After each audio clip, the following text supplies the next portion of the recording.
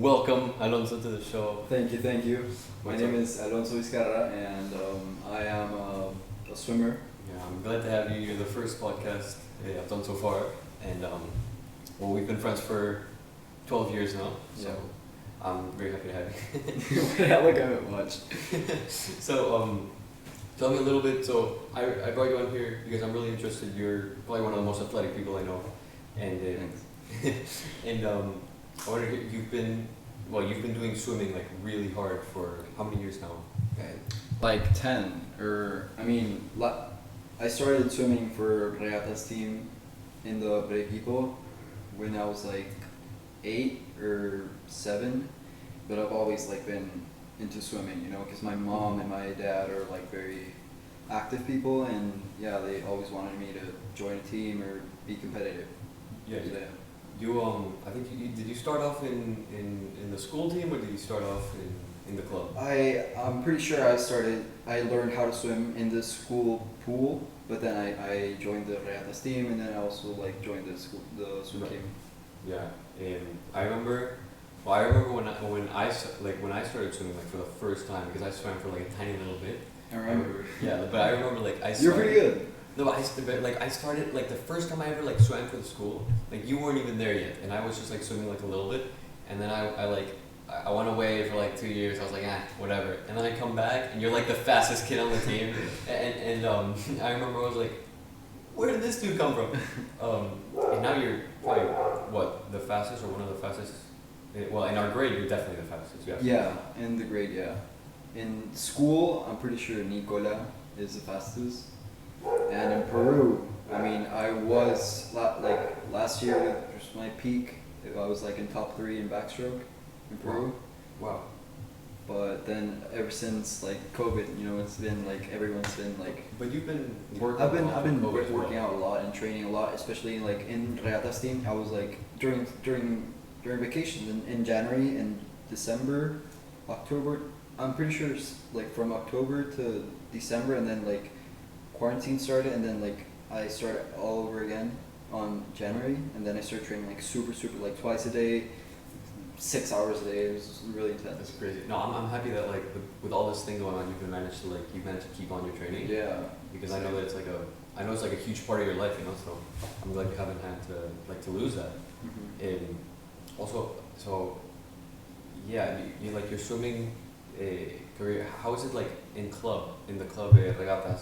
Have they had any restrictions? Like how is it that they just opened up? So Regatas, the club in C, like they have only opened for like, I'm pretty sure like there's this thing called fase uno, dos, They're for the tres, teams only, or and that's just like for sports and the like top people on sports. Like there's fase uno, which is like the national team. There's fase dos, and then like I'm pretty sure fase tres started training on like October, but then like got removed or something. It was really complicated.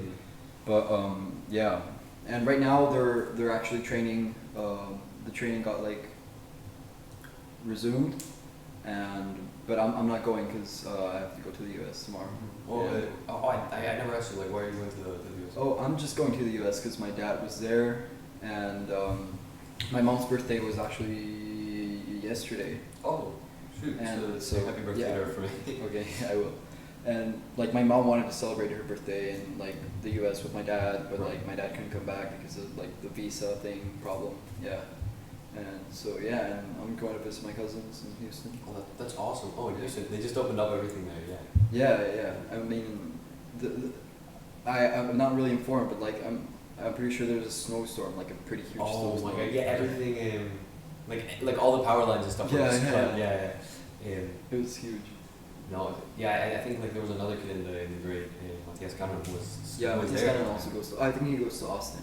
Yeah, I think he was there at the time of the snowstorm as well. Oh really? Yeah. Yeah. Probably. But no, going back to swimming, I've seen you like when people talk about like putting in the effort in like a sport and like working, like when people say like no pain no gain, that type of stuff, like you generally look at you and like you've been like working out like whether it's like in the school team or mostly in regatas, but like you've been generally going for swimming for basically what, like 5 days a week for like years now. Years, a lot of years. Yeah. Yeah, because I started out in the Regatas team, and then I got out of it, and I joined another team, and another team, and another team, and then I started swimming for like a no team at all, but with a like really good Cuban coach. Right. And then I got back into regatas without my brother, because my brother used to like come with me to every training. And ever since like I got to regatas, like I've been like wanting to succeed more, you know, because like it's such a more competitive team than like the previous ones I've been in, and it's really, I feel really grateful of being there, because it's an amazing team, and the coaches are really really good, even though they sometimes stress me out. Yeah. They're really good, and yeah. I see like sometimes you'll put on your story like I don't know like on your Instagram like, oh, I just did like I don't know like how many kilometers in like what backstroke or in freestyle or stuff like that, and I'm like, dude, a kilometer like at all? Yeah. That's so much. So talking about that, there's this thing called Ruta Olaya. Right. Do you know about it? Oh no. It's the longest. I'm pretty sure it's the longest route, like open water swim in Peru. It's a 23-kilometer swim. Oh wow. And yeah, non-stop. In the ocean. In the ocean, yeah. Oh god. From La Marina, Regatas, that like place, to La Punta, in Callao. Oh wow. That's 23 kilometers, and that's a pretty big That's crazy. route. Yeah, and we were supposed to do it like, I'm pretty sure the 10th of February or 12th. I don't know, but they canceled it because of COVID, and they're now doing it in September. But I actually signed up for it. I trained for it, and I did the half the route, and it was like it was 12 kilometers, and I did it all in backstroke. Jesus. Wow. And I burnt my whole like eyes like here and The my salt and calf. stuff? Yeah, the salt Oh, and was also. terrible. And yeah, it was a really nice experience. No, that's all. I think I think I remember a little bit. Your mom also went to it, right? My mom has done it 3 times, and with us, my brother and I, we did it like thirds, like in relay, and she did it like a 4th time, and she was planning to do it a 5th time this year, but got canceled. So yeah. And I remember like wait, but when you do it, there's like a boat following you, right? Of course, yeah. The rules are that you have to have a kayak and a motor boat following the group of people, because you can't go alone either. You have to have a group of 2 or 3, and yeah, it's. No, because just swimming in the ocean, like, well, you know me, like I've gone to this beach like forever, like Punta Hermosa, Yeah. and I love it. I can swim like in the shore, but dude, swimming in the ocean scares me. Like, there was this one time that actually Alonso and I, we were at his beach house. I remember. And we were swimming like at this just like at the beach, like everybody else was, and we just like swim a little bit forward, and we're like, oh, having fun with the waves and stuff, and then we hear one of our friends be like, oh no, I can't swim, I'm stuck, I can't swim, and by that time you and I had already kind of like walked back to the shoulders and to the shore, and then we see another one of our friends be like, I'll come get you, and he runs in. And then, like, we hear 5 seconds later, I can't swim, and he's also stuck there too. And I remember you and I and like some other lifeguards had to like come pull them out, and I was like so scared at the time. I was like, oh my god! Like I even told you like, dude, I don't think I can keep doing this. Yeah. You were like, dude, just keep swimming. But no, just swimming like in the ocean scares me so much, man. Yeah, same. Like actually, it's just like you gotta get used to it, because it's a really nice thing to do, but it's also pretty scary, because like the ocean is such a big place, and the first time that I swam open waters, it was right in my beach. It was a 4-kilometer swim. I was 10 years old, and I was freaked out. Like, I was freaked out. I didn't even, kind of like what I did to like in the summer with Olaya. I didn't even know what I was signing up for. Right. I only see my mom do it. Like it was like 7-8 hours in swimming, like, and it was really really weird. But the first time that I swam, as I was telling you, it was a 4-kilometer swim. I was 10, and I was so freaked out because like I saw like shadows under me, like black shadows. I was like, this is a whale, 100%. This is a whale, and you know I got freaked out. But at the end, like I was so proud of myself and my mom, because my mom was the one that like swam with me and like motivated me, and yeah, I'm really thankful for that. No, dude, you've come like from somebody that has been like so close to you for like such a long amount of time. Like I've seen you come like such a long way, and it's really impressive because you like I don't know if you've well I mean like you've definitely heard about this, but it's I see so many people saying like oh like I don't want to work out or I don't want to eat the right things because it's too hard, you know, and I should just be like everybody should love my body and stuff like that without putting like in the work. Yeah. And then the way I see it is like it's not really supposed to be easy, you know. And I see it somebody like you, and you've had like results, and you've kept going, and you're probably one of the healthiest people I know, like in every aspect, you know.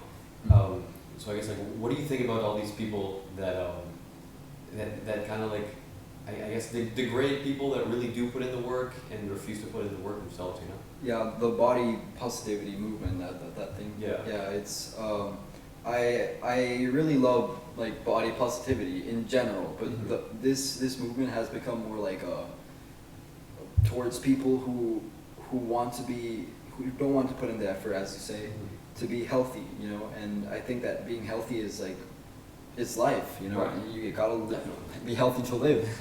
And I agree with everyone who wants to like promote like if you see an obese person trying to work out and like trying to become a better person, obviously you should cheer him up and like tell him, yeah, this is the right path, like you're doing it, bro. Right. But I don't think it's really good for people to promote obesity and not just obesity, but like people who are like extremely skinny and like don't want to eat, stuff like that. Yeah.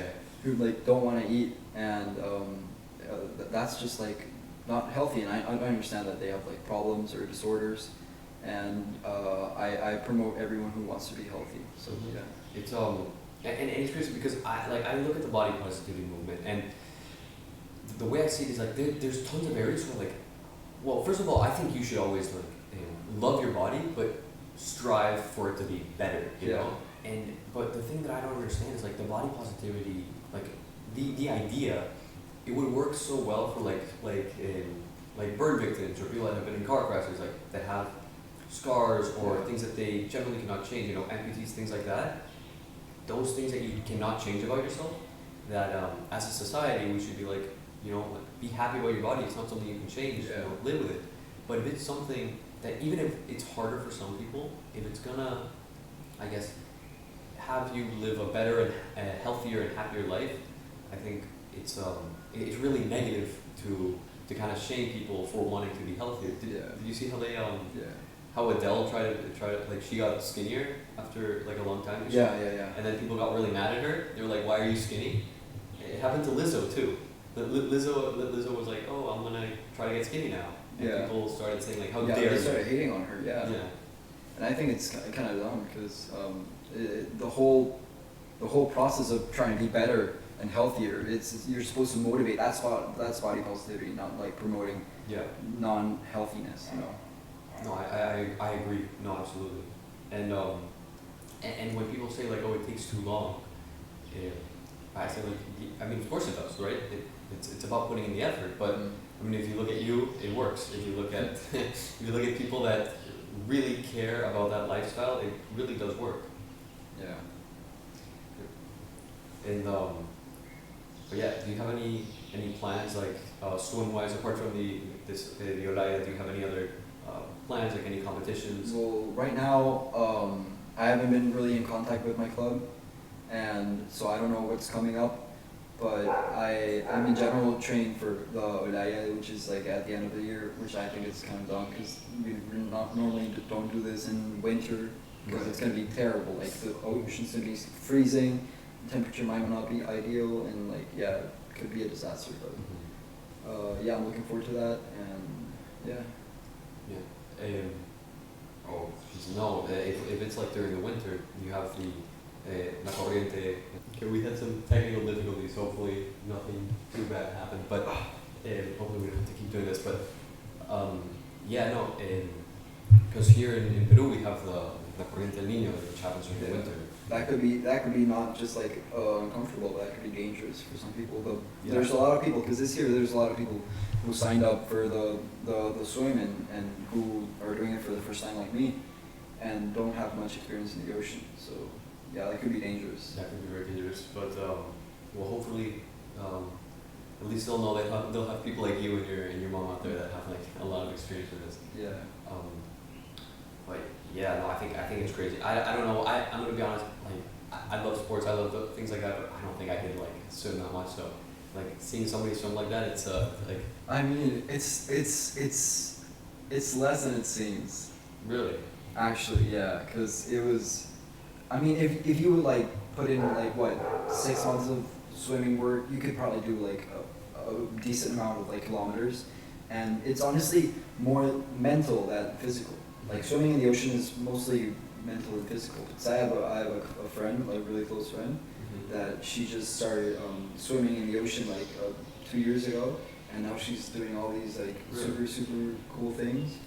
Yeah, it's you just gotta get used to swimming in the ocean and like it, because it's really lovely when you enter the waves and it's like a weird feeling and you get scared. It's pretty tough, but then when you stop for a second, turn yourself to the sun and like go like this and then look up, it's like you're in paradise. Right.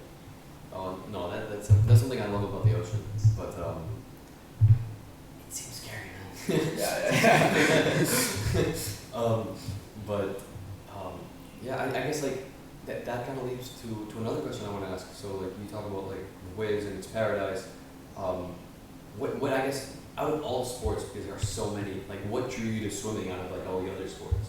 So I actually tried, like everyone in the whole country, I tried soccer, and Yeah. I did not dislike it because it was pretty cool, and like I got to see my friends and stuff. I mean, when I was really little, I'm pretty sure you went to like a couple of like soccer games too. Oh, yeah. And but of course like it wasn't my thing, and then I tried badminton because my mother was an extremely good badminton player. She almost got to the Olympics, and like she was super good until she like torn her ligament in the knee, and like she couldn't do anything else but swim and play golf.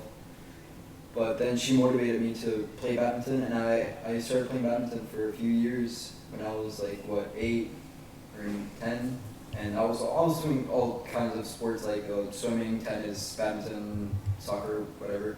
I was not really into like one sport at that time, but then I noticed I wasn't as good in badminton as the other guys, and I started swimming more.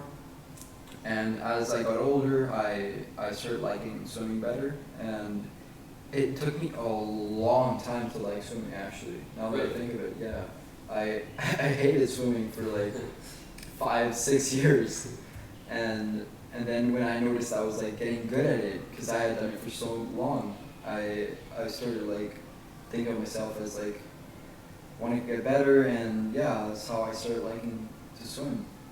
And yeah, I remember at one point like you I think you told me you were like, dude, I can't with swimming anymore. Like it's like because you were working out like literally 5 days a week doing swimming practices, and you have to go to the gym and you have to eat the right stuff. But no, you've come a long way, and like speaking of like how much you've come, like where do you see yourself like swim wise? Do you think you'll continue doing this like in college in the future? So I wish I could do it, like I hope I can do it in college and like university and whatever, but I honestly don't think I'm gonna make it like as far as like the Olympics, but I really hope that I can become part of a team and like do something I like and make this part of my lifestyle like the rest of my life, you know. And yeah, that's it. I think that's cool because and also, dude, the Olympics, they're so cool to watch. You don't get paid anything. Like the only doesn't like gets paid as Phelps and Bolt because well like they're the top two, but I think like it's better to stay with the team and I think I mean like in places like the U.S. it is really competitive, you know, because then you have like state championships and like the champions of state championships also have to go like nationals. It's crazy, but I think honestly like with how much effort you've put it in everything, I wouldn't be surprised if you could like if you could get on a college team or on a pro team after college. Yeah, I really hope that I can make it to one of those teams. And actually talking about what you just said earlier about Bolt and Phelps, Yeah. it's gonna be so interesting like the next Olympics because both of them are retired. I know. And it's gonna be like so I really don't know about running, but I know that like Caleb Dressel is like top. I don't know if you know him. He's like the next Michael Phelps. I'm pretty sure he's not better. And Really? Yeah. Wow. He's got like a bunch. He did like a bunch of records this year and last year, and he's like becoming the top, like the new swimming figure. And yeah, I really hope like Olympics get like more exciting now. Right. And, yeah. Well, I guess we'll have to see because I guess the Olympics. I think that they're happening next year. I think, right? Or no, the Winter Olympics are happening next year. Yeah. I don't know. Because I know because the only thing that I know about the Olympics right now is that the Winter Olympics are happening in Beijing or Shanghai. No, Beijing. I don't know. It's happening in China, and I know that there's like a huge movement because of everything that's happening in China that they want to boycott it. Like I've heard a lot of people say they want to boycott it, but because it's the Olympics, even if it's the Winter Olympics, I don't know how well that will go. But I don't know. Hopefully, I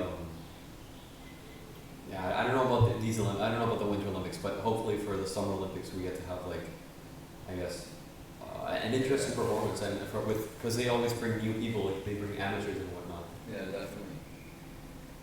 And so another part that I wanted to talk about, you guys like another aspect of swimming and sports in general, and actually living in general, is that like I recently got into nutrition a lot, like That's cool. and since like I wasn't able to swim every day, twice, or I started working out and like finding new ways to like exercise my body, and so I got into nutrition and started like I'm not an expert obviously, but I got into like watching a lot of YouTube videos, TikToks, you know, like, Right. and movies and books and everything about nutrition, and it's really been good because like if you want to become better, your better self, I strongly recommend to learn about nutrition and like what goes into your body and what do you do with it. Right. No, I think that's a very important part of life. I have like really weird eating habits. Like there will be like months where I eat really good stuff and like really healthy for my body, and then months that I don't. So we have the box of cereal over there, but yeah, no, like there's months where I'll eat like oatmeal like 4 times a day, and eggs and meat and all that and chicken and all that type of stuff, and then months where I just don't eat anything. Like it's it's hard, but I really do recommend it because the times that you do spend eating and figuring out, like you said, what you put into your body, you know, like if you want to have a better body, you have to put better stuff in your body, and I think it's really good for you. It's definitely a way to start. And also, it's such an easy way to like get better at anything, you know, because like what goes into your body not only affects you like physically and like what you can do in sports, but like also mentally. Like you gain confidence and like like it's a really big part of life. It's definitely, and I think it's also it's something that I've talked about with coaches and with friends a lot about like sports and nutrition and healthy habits in general. It's that if you build them, especially to all the like whoever's listening that's still I guess like in their teenage years and they want to make their life better, like right now is the perfect time to do these things because you build these habits when you're young, and then when you get older, you still keep a lot of those habits. So you still know what you're putting into your body, you know how good it is, you know how much workout, like how much you need to work out, and you keep a healthy lifestyle instead of starting when you're 40 and then it's too late. And it's also so easy. Like you just gotta like learn how to balance your meals and it's such an easy way to get better. No, definitely. I think, and it definitely takes effort at first, especially with people who have really bad eating habits or like, and I consider myself one of those that I have like really like regulated eating patterns. But the more you do it, I have friends who've also started to do things like that, to try to have a better body or bulk up, and then they can cut down, like things like that. And I think all of those things, they're very good for you, because over time you really learn what's good. You end up like looking at a burger and you're like, or a burger at McDonald's and stuff, and you're like, yeah, well, do I really want that? Or because I know it's gonna harm me more than, and it's gonna taste good for a couple minutes, Mm-hmm. But yeah, I think I agree. I think it's one of the biggest parts of your life. Yeah, I agree. But yeah, I also think it's really good that you started like exercising and finding like the exercise that you're good at, like at that young age, because since you learned it all the way back then, you started learning those habits again, like you managed to like catch it before you developed bad eating habits, stuff like that. So it's and like I said before, like it shows, and there's a lot of people that also didn't start off, or me, that I did like basketball once every like semester, stuff like that, and only right now I'm starting, or like last year I'm starting, and the longer you wait, the harder it is, Yeah, and honestly, I when I was young, like during the last 7 years, I wasn't motivated at all to like go swimming. As I told you, I didn't really like swimming, and now that I've like I don't know what's happened to me like lately, but I've like wanted to get better and get better, and that's really, I don't know what happened to me honestly, because like I maybe it was that like because like when I was little I was like the best, and I didn't have to put as much effort as I do have to put now, but yeah, that's like kind of gave me a boost, but like at the same time I'm pretty sure it's everyone because of COVID, like I have not seen as much results as I saw before, and so that's kind of like motivated me to keep going.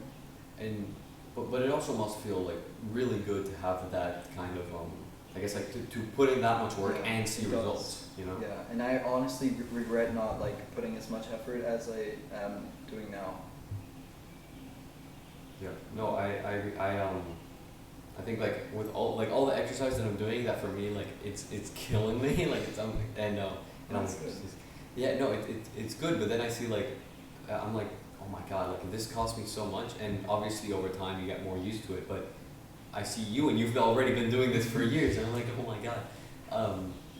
But it also feels like that's something that I love about exercise. It's like it's whether you're punching things or swimming, or kicking soccer balls, stuff like that. Like no matter what sport you're doing, you always when you're working out, you always end up feeling like more fulfilled when you leave. Yeah, you do. And Totally.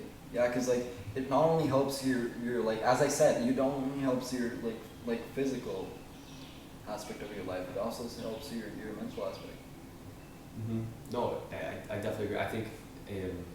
I think that's why people that work out a lot also, at least in my experience, have thicker skins, because they I feel like everybody who works out a lot is doing it for a reason. Like they're not just doing it because like obviously there's the whole thing of being healthy, and that's why a lot of people do it. But a lot of times it's because they want to keep their mind off something, or they want to work towards a better version of themselves. They don't like the old version, and I feel like those people, they're always confident because they know how far they've come. Yeah, exactly. That's something that I also want to talk to you about. It's like confidence during sports is so important. Like in competitions also. Like if you see like, so let's see, in a swim competition, like official swim competitions, there's about like 6 to 8 people. Right. And you see like the first like 3 people like walking, and they're like like warming up their muscles and stuff. And then there's like the fourth guy. The fourth guy is always like the fastest, or like the thing in the middle. And that guy's like You know, like he's acting like he's Like he doesn't care. no, like he's a beast. You know, like Right. he's acting like he's like the best because he knows he's in the fourth lane. You know that he's like he knows. Do they always do that? Do they always put like the best or like? Yeah, I mean they usually do that because like it's easier to like in cameras and like stuff. It's easier to like see if the guy's like here in Right. the middle. I didn't know that actually. Yeah, there's a lot of things in swimming that like are kind of like secrets, but like no one like really knows it. But yeah, I mean it's all like it's not always like the fastest guy. Like, the one that like has signed up for the competition that has the fastest time usually goes in the middle. But there's always like exceptions and like people in the eighth lane end up like first place, and yeah, that also happens. Mm-hmm. But that's really smart as well.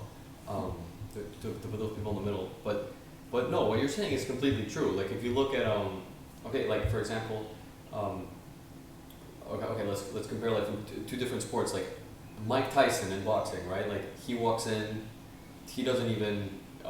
It's not that he acts like he's am I gonna win or something. Like he just stands there and he looks at you like he's gonna kill you, and then he just goes back to his corner. Or, for example, other people like Conor McGregor, who, I mean, there's like people that love him to death and people that hate him to death. But one thing that is true is he never acts like there's someone else in the room that's better than him. He always acts like he's gonna win, and even if he loses, he always keeps that confidence. And it's very important because you kind of traumatize your opponent with that, because it's like, especially I guess in a sport like fighting, but also in a race type sport, like swimming and running, it's like, oh my god, I'm going up against somebody who knows they're the best. Like, how am I supposed to win this, to beat this guy? Yeah, that applies to training as well. Like you always got to be confident about yourself. You're never gonna. I think of training as not just training, but I think of training as more important as the competition.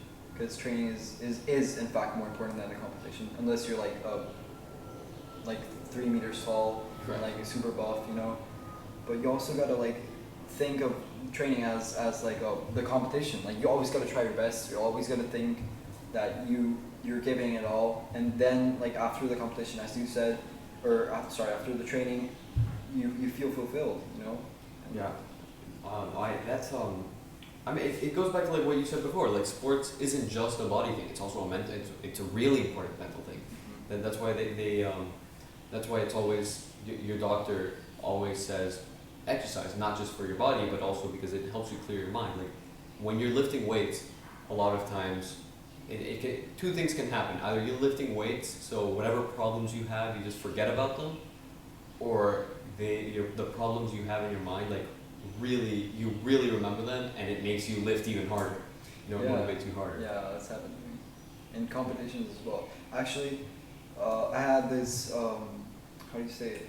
Psicólogo deportivo. Like a sports psychologist. Sports psychologist, yeah, there. And he always taught me these like special techniques, like for example, like meditation. Like I used to meditate like the day before competition. One time I overdid it, and actually it went like terrible for me. But you always gotta like think of the competition as like I'm gonna do this time. I'm gonna do this time. Confidence is like super important in sports. In sports, tests, whatever you're gonna do, like confidence. You gotta be confident. And also, there's this thing called the bubble. It's so when you enter a competition, like when you're standing in front of the podium, you go like, and you're like super concentrated, right? And then like I personally prefer to like listen to music. I listen to Eminem like right before competitions. Right. To like Collapse, that's my favorite song. And whenever I listen to like that specific song, I feel like there's nothing else in the world that can distract me from the pool. Like that's my main goal in life. Yeah. And it feels like this bubble that surrounds you and keeps you like concentrated from like everything, any distractions. That's such a cool concept, and like that concept of listening to music that gets you in the right state of mind is something like not just sports or athletes do. I mean, you also see that in, I think it was Stranger Things. Like you see it in acting as well, but and that's why like in Stranger Things, I'm pretty sure the directors made like playlists for each of the kids to listen to. So That's smart. yeah, so they That's would get smart. into that state of mind of that kid, and it's something that really works like for whatever you need, if whether it's acting or whether it's like you said sports. So you need to get into that state of mind of nobody else here is as good as me, you know. And music is it's like a superpower in some level. Bro, music is the top element that like keeps me awake, keeps me like thriving in life, and like when I'm working out, when I'm training, like before in the car ride, for example, getting here, like coming here from the beach, I was listening to music. I was listening to like 21 Pilots, and I was like Right. so like happy. And then like I listened to like a sad song, and I was sad. Yeah. You know, it's music is such a powerful element. Actually, in La Rotolaya, it's banned. Really? Yeah, like I don't know if you know this, but there's like some like weird thingies that like you can listen to music Mhm. on like while swimming. Yeah. And my mom used to like use those like all the time, and they got banned because it's like it's Really? yeah, because it's like a doping. It's a Right. doping psicológico. Wow. It's like cheating, like basically. That's crazy. I think I heard about that like in some other sports as well. I don't remember which one it was. I don't remember, but I know it's. I think I've heard of it like being banned in other sports as well, because of exactly what you're saying. Yeah. But that's so crazy that just like we like as humans evolved to basically, I don't know, like hit some stuff or blow into some stuff or basically just make noises, and that changes our mood. You Yeah. know? And actually that proves that humans are so capable of doing things that you won't imagine. Like humans are the most powerful thing ever to exist because like they have the potential to do so much. Yeah. No, definitely. Like no, like literally what you're saying. Like who would have thought if you would have gone like to the start of like the start of human civilization and you play them some I don't know Daddy Yankee and you tell them like this is supposed to make you feel like I don't know psyched up and happy, Yeah. something like that. They probably just look at you like what are you talking about, you know? Either that or try to chase you, you know. But nowadays it's just like it's like such a common thought. You don't even really think about it. It's like, oh, I feel sad. I'm gonna listen to some sad music to keep my mood going, or stuff like that. But it's really just a bunch of noises and voices depending on what you're listening to, and that's crazy. Like you said, it's impossible to think about until you actually have it. Yeah, and probably like just imagine in the future, like when we discover something else that like keeps your mood even better, and we're gonna do that, and then we're gonna like somehow be like much better in sports or better humans in general. Like it's so amazing. It's like no, like humans are generally untapped potential, right? We I read somewhere that it's the IQ test, right? They've been lowering because 100 on the IQ test is like the standard, Average, yeah. the average. They've had to change that and make it higher over the years because humans just keep getting smarter. So really, like to say what we're gonna know in, I'd say even just 10 years is so hard to predict. You know, because 10 years ago, I think a lot of the things that we're using right now, like even like obviously YouTube and Instagram and Facebook and all these existed, but not at the extent that they are now. And phones did not exist like they are now. Like I think the iPhone was coming out in 2011, 2012, yeah, or 2010, and now everybody has an iPhone. Everybody has a mobile phone with a touchscreen. I mean, even here in Peru, you see, even in really rural areas, I see people with smartphones. You know. Exactly. It's like they've reached the Bro, entire and planet. it's honestly, it's so incredible. Like the other day I was thinking like, bro, 2030, am I gonna be alive in 2030? Yeah, it's in 9 years. Like I'm gonna be, what? Like We're going to 20 Mars. something, yeah. We're going to Mars in 9 years, dude. What? Like Musk wants to go to Mars in 9 years. Yeah, exactly. Like, bro, I don't even imagine myself in 2050. Like, what's that gonna be like? Dude, no, it's like I can't even imagine myself So okay, it's 2021. We graduate in 2 years, right? I can't even imagine what that's gonna look You like. graduate in 2 years. What the hell? Yeah, I can't even imagine what that's gonna look like in 2 years. So that adding up to how it's gonna look like in 9 years, I feel like I just blew your mind that we're gonna graduate in 2 years. Yeah. But that adding on to 9 years or to 19 years, thinking about how much we've developed as a species is crazy. And I think our innovation, like in different areas, is like halting, like not as much as it was like in the 50s or something like that. But I think we innovate in different ways, right? Like Yeah, we do. like in digital platforms and things like that.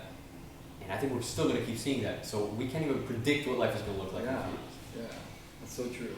And like it's so unbelievable how fast we move on from like blueberries to like, bro, what is this, like 3 cameras? Yeah. What the hell? Wait, blueberries.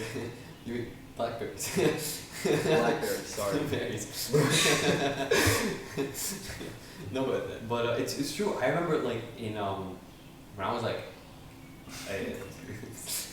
like in 2008 or 9, or you know what, like I was like 4 or 5 years old. But I remember like my uncle, he had a BlackBerry, and I was like, whoa, look at it, has a Yeah, light that's true. screen and like all those little buttons. That's so cool. You can type and whatnot. And then just like a couple of years later, we all have desktops and we have these iPhones. Like this is so incredible. Yeah. Like you look at this, like it's literally just you're touching. It's like touching this and things just start moving. Yeah, exactly. And like imagine like a telephone, like an old school telephone. That's the definition of like this thing. Yeah, we have like inner ears and like it's connected to this thing that like Yeah. works exactly and better than like it was like 20 years ago. It's crazy. Imagine telling anybody just 20 years ago or 2001. Yeah, 20 years ago, showing them that this is a device that most people have in their pockets, and you see how it turns on and lights up. Oh no, it's not just a light. You can actually click on the light and Yeah. it changes. It's humans are amazing. Like Yeah. we generally are. Yeah, oh, that's Bro, and I saw your food calendar. my food calendar. Do you like actually follow that? Oh my mom does. Oh, but that's really cool. Like I wish I were that organized. Like every month, like Oh yeah. each food. By the way, for those of you who can't see, we're in my kitchen right now, and we're so that's where this is taking place, and talking about nutrition and athleticism and all that. There's a food calendar on the fridge that I guess during this COVID, like the whole pandemic, my mom has been really psyched about learning how to cook. Like she already knew how to cook, but she's been like trying new recipes and all kind of stuff. Like she's gone crazy in this kitchen. She's like, oh my god, and it's really fun. Actually, same, because like I've also started like cooking in quarantine. Like last year I started cooking, and like I'm not an expert, but Okay. like I've really enjoyed learning new things. And honestly, this is such a nice opportunity to make new things, like cooking. Honestly, definitely. Like Yeah. we have so much free time right now. Yeah. It's I think it's a crime to have all this free time. It's probably the only time we're gonna have this amount of free time, except I guess like if you take a gap year, right? Like after school, it's the only time you're gonna have this amount of free time. I'm telling like whoever's listening, like do something crazy, like whether it's a sport that you never thought you were gonna do, whether it's cooking or writing a book or reading a ton of books, whatever. If there's something that you want to do that you never found time for before, now is the time. Yeah, and also like it's unbelievable how we have class. It was like what 6-7 hours of like non-COVID. It was like 6-7 hours, and now it's what 5? Yeah, 4 or 5, and we're complaining about that. Like I know, we're I know. complaining about how classes are an hour and 15 minutes when before it was an hour and 30 minutes and Mhm. even more. Yeah, no, I agree. But it's because I think I think like what a lot of people are complaining is like, oh no, like I'm staying, like I'm at home, like, um, I don't know, like if I have this much like free time, I want to be able to use it, you know what I mean? Like if I'm not even trying to school, but really like the, I think like the fact that we have this online school, even if it's gonna be boring at times, and even if it's harder to learn, which it obviously is, it's still a gift, you know, that a lot of people don't have around the world. And in our country alone, there's a lot of people that I'd say most people don't have that opportunity to be able to learn, through and get, I guess, their diplomas and stuff like that through online schooling. And I think, while yes, of course, as a student, I'm forced to say it's annoying, like every student says about every school ever. It is amazing that we have this opportunity and that we can learn from, like literally just we can go to school from our desks. Exactly, and you could imagine like what would have happened if this was like 10 years ago, or even less, like 8 years ago. Like we wouldn't have been able to like do Zoom because like Zoom didn't exist, and like all these apps didn't exist, and like we would have been unable to educate ourselves, you know. Oh no, definitely. Like if it was like the Spanish flu, right? Yeah. I mean obviously like the Spanish flu was way worse, got a lot more people, but if it was something like that, I mean, first of all, now we have like masks that actually work, and we have, I mean, we got a vaccine in what is it, like, we had some technical difficulties again, but no, we're saying, yeah, I mean, it's crazy that we have a vaccine in under a year for a worldwide pandemic. Like, that's never been done before. Yeah. No, it's crazy that I guess like COVID obviously has been handled very bad in some places. Here, like, honestly, it has been handled badly worldwide, but compared to other diseases and compared to, I guess, previous years and previous the previous pandemics, I mean, we have schooling, we have a vaccine in a little bit over a year or under a year. We essentially have a way to get back to normal that doesn't involve just killing more and more people, and we have effective masks and stuff like that. Hey, and that took me to like wonder, would COVID-19 be as worse or like as bad or even worse than the Spanish flu if we wouldn't have taken like the measures like masks or vaccines as early as we got them? That's a good point. I think because, I mean, it is a good point. I know that there's probably a lot of people that would watch this and are like, no, because the death rate and stuff like that. It was like way deadlier. But at the same time, like stuff like ventilators and stuff like that, if they were rare right now, and we have good masks and we have all that type of stuff, imagine ventilators all the way back then, right?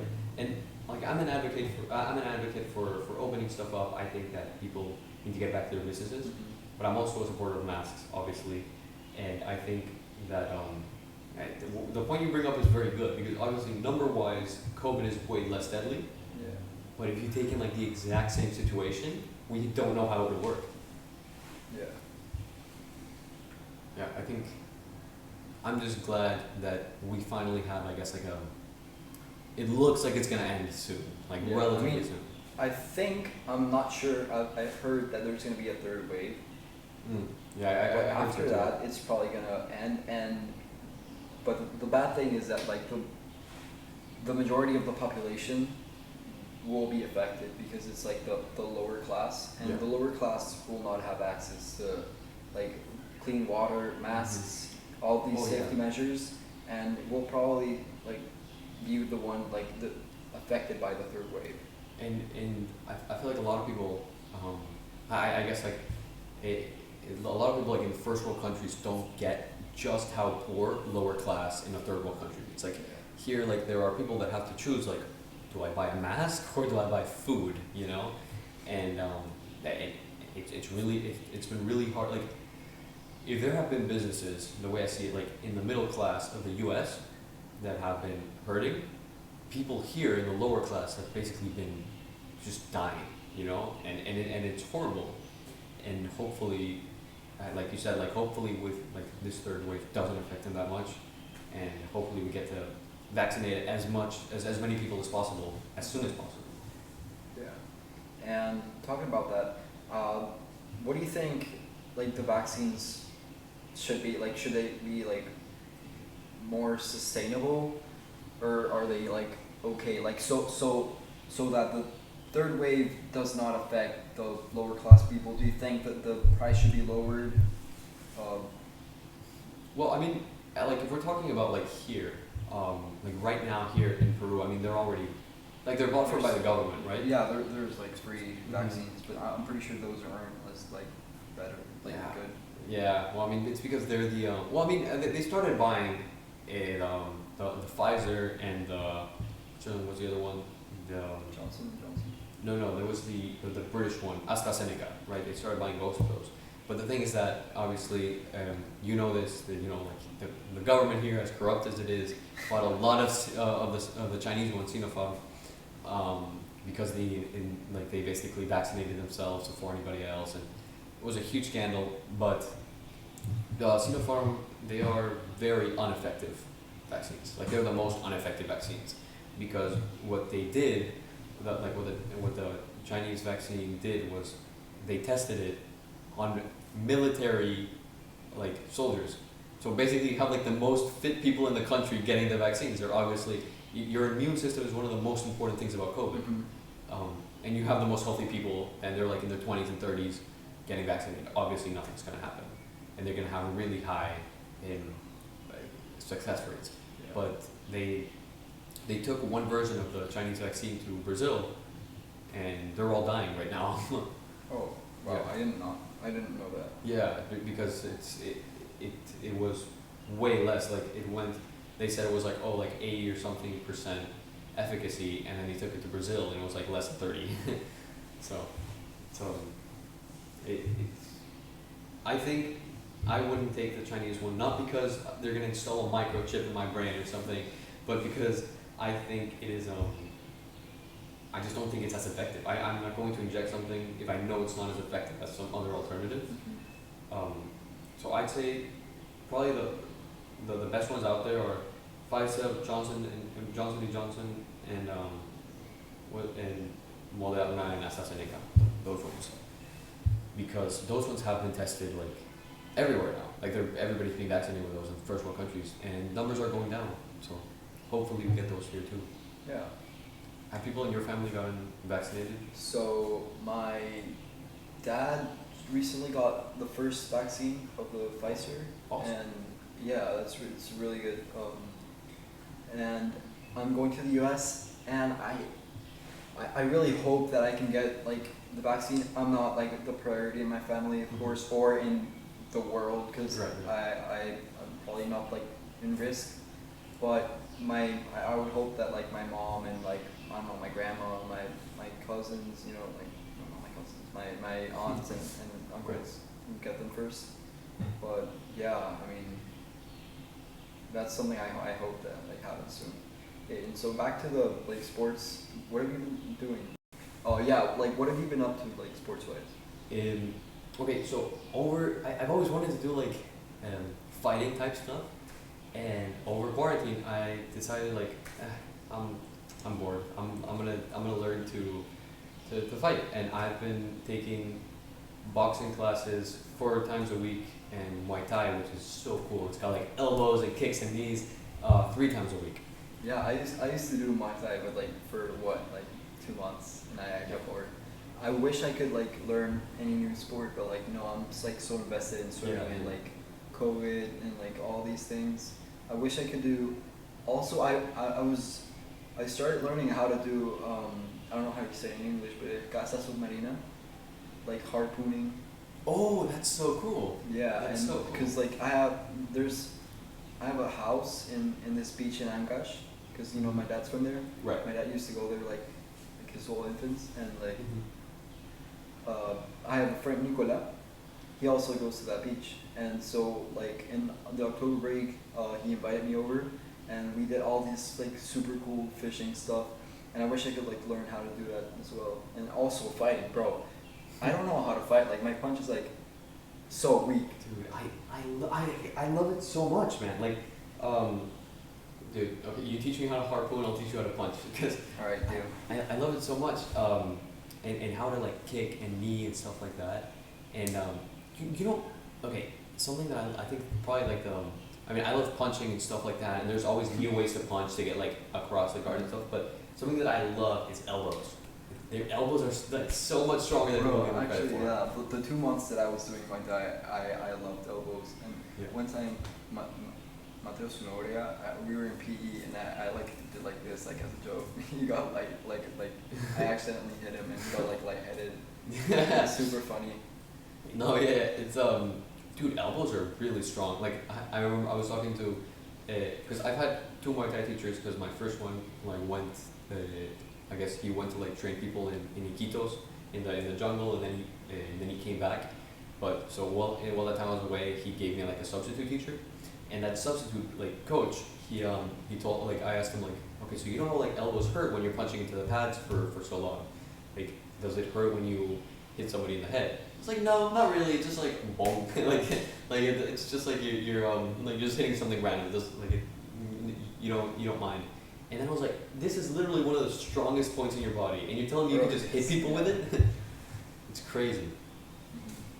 You like you see people kick and punch and like throw elbows at other people, and like the only thing I can think of is like these people are trained to like not just hit but like receive those hits.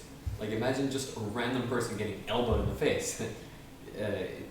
You like there's not many people that can like I guess I'm not gonna say survive but like back that up like you always end up. Yeah, it's like a whole another sport, like it's a whole nother technique of like fighting. And like I love how like martial arts is like so varied. Like you got like so many different kinds of like.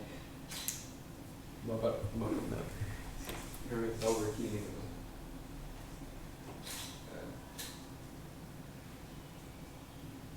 Card full. Done. I don't know the card. Whatever you Terminamos con la GoPro nomás. Ya. Lo pongo acá. Igual me tengo que ir a las 6:30. Ya. Ya. Ah, ya, ok. Muy bien. Ya, a ver. Vamos. Ya. A ver, no sé si se puede ver tu video, pero. Bueno.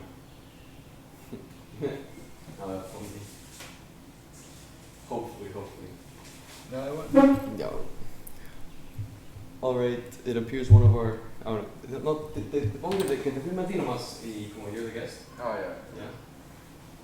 So I was saying that like I find it incredible how like martial arts is like so varied, because like there's like some people might not think that it's like as different, but bro, there's like whole different cultures like learning all these fighting techniques. Definitely. Like you see fighting styles all the way from like Japanese culture, Chinese culture, Taiwanese.